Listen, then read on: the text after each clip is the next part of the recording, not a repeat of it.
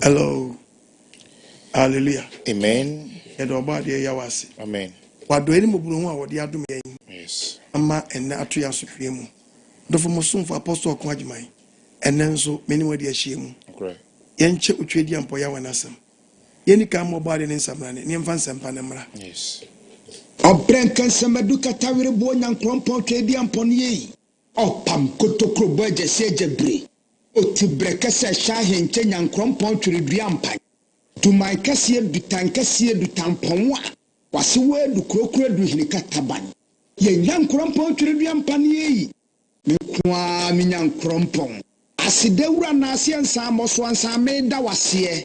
Only ten kuchen ba atwetwebu awoda akoyemu okofo bo okofo techi wafo akwaku bedi akoyi okofo temtechia wocha akotem cha akobremu Israel no merema mu kufu yi Yehowa breye chem na yenkwaje akoframrai na yakotem techia ye da wa bremu apiafo amansisi tata jijifo awodi anamo sisi ye jiji yentata Onante funante amre na motentia wojiji Israel no merema tata emfie aduanan twa kwansententen fre sedako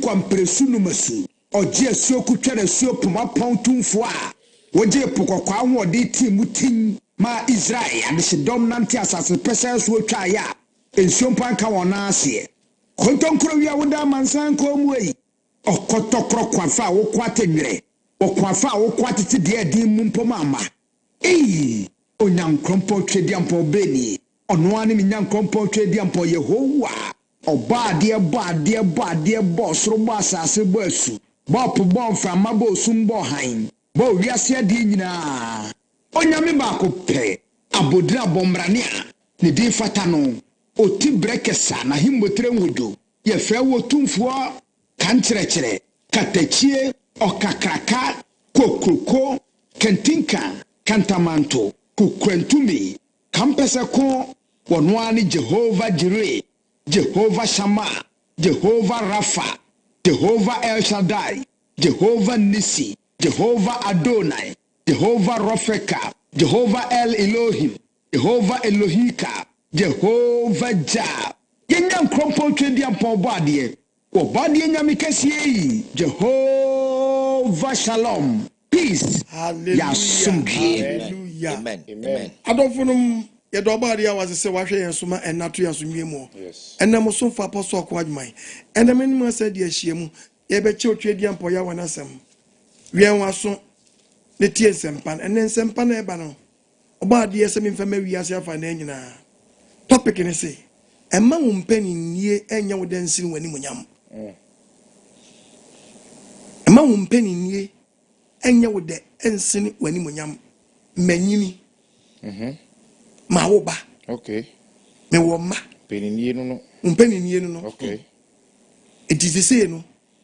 As wani so ade. Oh wow. Mabeye director. Okay. Mabeye MP. Me a bank manager.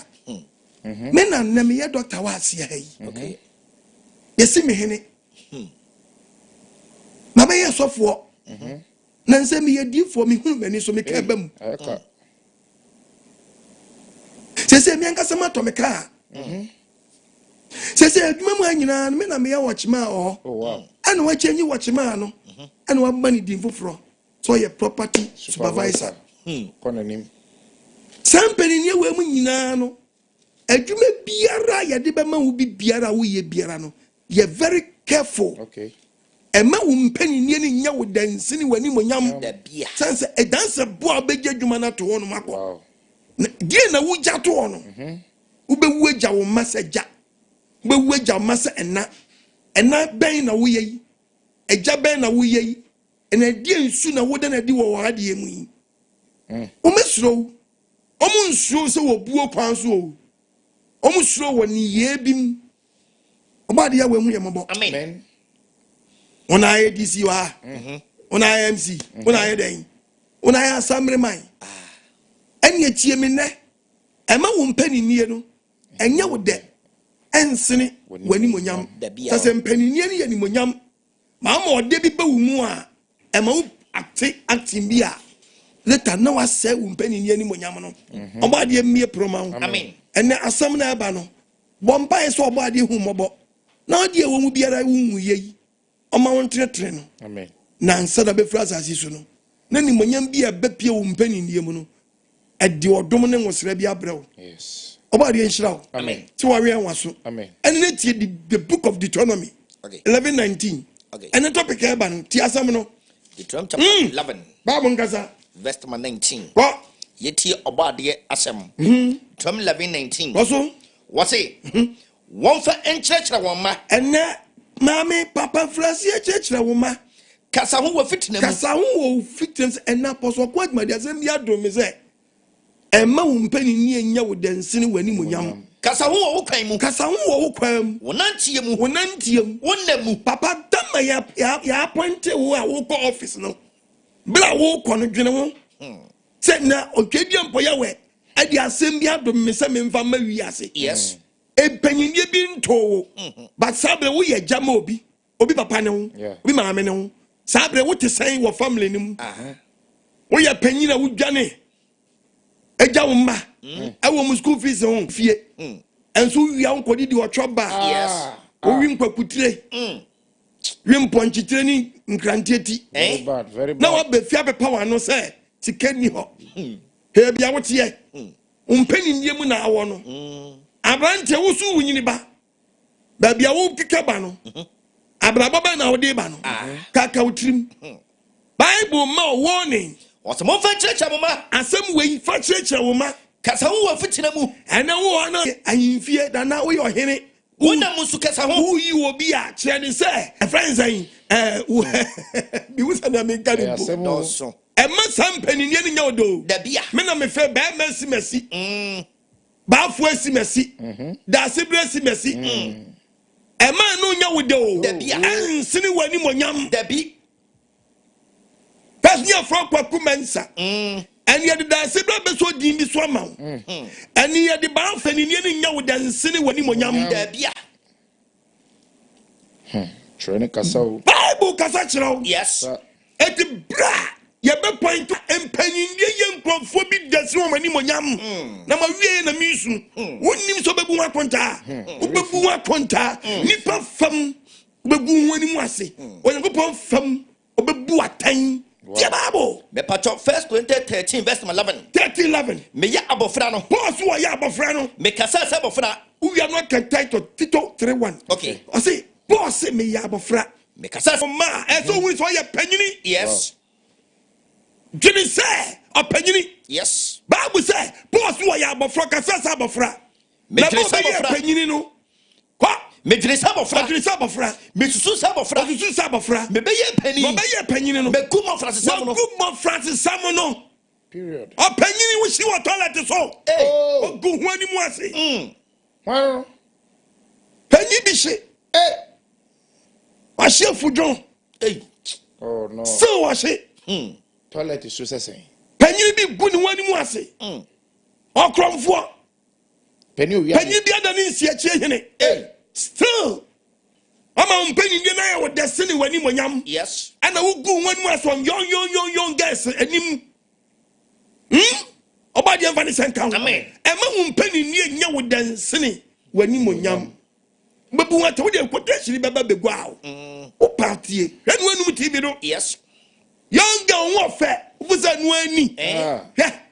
enkrofo bi sisu chen wo Yes. anse wo si so de wan kasa check wo se wo dumu ba anse wo dumu ba Yes. wani manyam sai Ekofom. o de mema so atantwie mema so atantwie o ya shawo ni na sai o so wo fe na ja kwan na just 5 minutes obi etibi fa kwa oh yes e beto brebi no obeja 3 hours no obi amefa o Dabi. na say wo so saba no Yes. ma me ka na cho be chaw kwan sa. ani manyam no wo no Be che. wo say no e be fe beto brebi no obi gina no hu say e wo a no watwam ko Yes. eti abrabofo kro abodum pempen so adu kwa wieye Yes. na babra papa so edu pempenso so a edu kwa wiye ade power de boni o ewa wiye oba de mfa ne senka wo mi adwiri ni tie de atwa konkon ka kira wo eti bible ka asem bi acho Tito 3 chapter 3 verse number 1 ababu ne nkasa osetie ozidi ozidi ayin osetie ozidi ayin osetie kai won wasi ben kai mo ne na wombre won ho ase no ye wo be ye panyina bro won sa akwala so bro won sima panyini ema won paninnie no original minister na wo ya no wo MP na wo ya no aye ni monyam na wo nya no say ni monyam ni bu respect oh yes value it man nsumbu manyo bia no gya ye to abama no da bia ye wa ho fentra wonimu a edi say ni monyam na wo saka no Bible say bu sam Mpanindie no bu respect one respect na ji won samwa Bible say be akatua boni ama wo okre kanwo nu TV no entra kra na yamo num TV no kra na nyabo kai me nya me kai mo ne na mo mra ho ase na wa bro ho ase ema won paninnie ani to me wodo a won saka abrantie na onu tie me ne mra ne ho ase ma wo na wo so bro ho ase mani monyam na wanya no enu na chichiriti ohene wa hu emi mintimi nkwachiacha ahenia mu de na so nana ohini bi unye die konya peyama bibi di to nsa na kai wo say wura ba bi a gini huni say wo panyini da wo nsa no eka bibi kirawo eti wonto nsa eka bibi kirawo ana brantie so hia baba obi hiawo na te twa na panyinu sai awei ahin we verse ahin we ni da wo nsa me mo boni amadi o me no hallelujah amen no ha fam no amunu se wo ya ye panyini bone na wa hele tabe kaki pieto aya le tabe kaki pieto Umu panyini no na tutu tomati choba na tutu choba na samkura na bro dagbatam wabro oh nana umu panyini no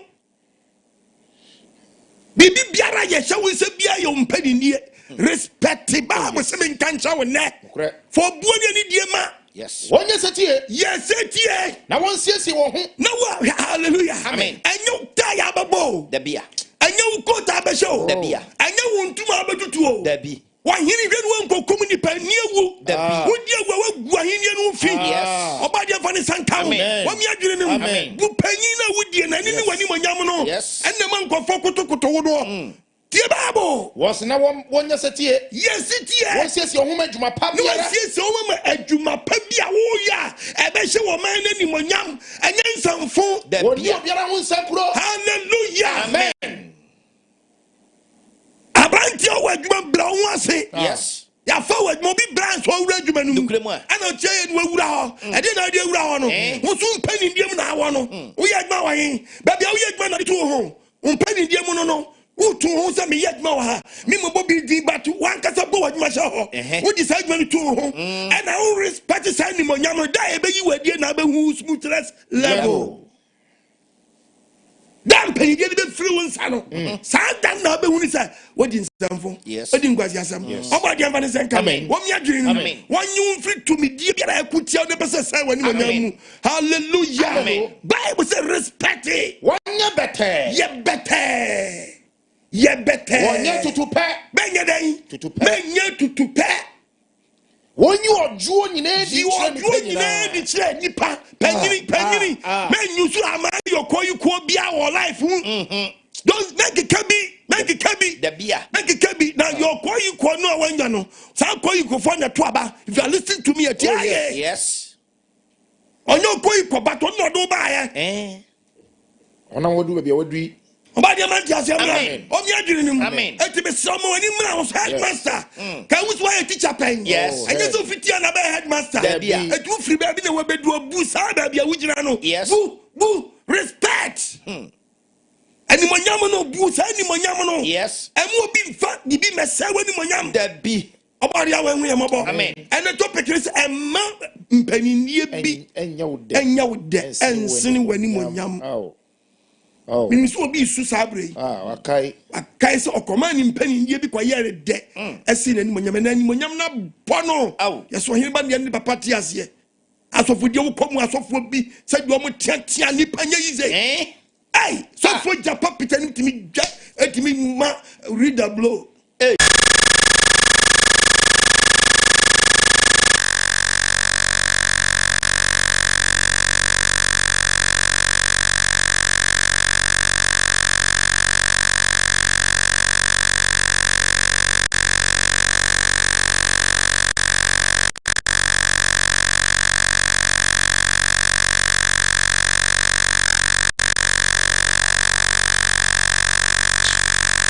No. Woman Mpanindie na yere de. And your friend is say. And your friend way. Your friend daddy, papa. Wama papa ne ya de. Ye do bojam na odimu a. Obeda ne papa. Obeda ne papa. Amani ya wo de sire wani Animounyam na Nyankopɔn de acha wo no. Tim kwase asam ne nkwase de nkwan na bi mu di edi o mu Mpanindie no. Ora baba. Ade ti a Ade na abeka. Onu no beef dada. Wode na ti o wie no asakota. Wode tie do abeka. Say amen. Put your hand together for Jesus. No, some things it's very painful. Say amen. Put your hand together for Jesus. No, some things it's very painful. Be bomb some. Say amen. Put your hand together for Jesus. No, some things it's very painful. Say amen. Put your hand together for Jesus.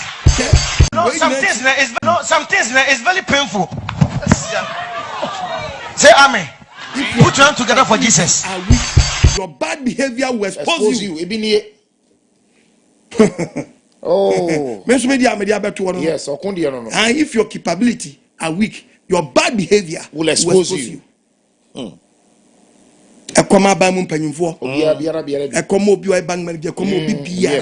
If your capability are weak, your bad behavior will expose you. Amen. The Bible, when you go Israel for them, what can say me Moses? Out the book of Exodus 18, 21, verse 21. What's the one so? You are my merima wire me patrosi ye number 1. Ye merima wire wire ding. Remember wire did that. If I say capable men, yes, capable men. Now go pour you. And the next thing you go pop capable men there. And you are one positive, one negative. Oh yes. Ye dear, just ye ko you will be a capable man there. Ye ko obisunya, obisunya. Hallelujah. Amen. And the negative and positive. Oh yes. And you duplicator. About original. Yes. And your original. About duplicate. I just say, I get positive, I be negative. Okay. I get banchi, I be control banchi. Yes. And I dankasa. Yes. Oba de Vanessa Amen. It was isa for you Mpanindie. Omuni one now wedding. Now was so Nyankopɔn. Wow. Hallelujah. Amen. They are God fearing. Ye one was so Nyankopɔn. Now we are no kwafo. No ye den kwafo. Trustworthy. Wow. The Mpanindie ni. Mpanindie na sabre wo ye. Oya e pani bi. E komo obi bia o hwe. Obi biara. Sabre wo aduma bi wo ye kakai to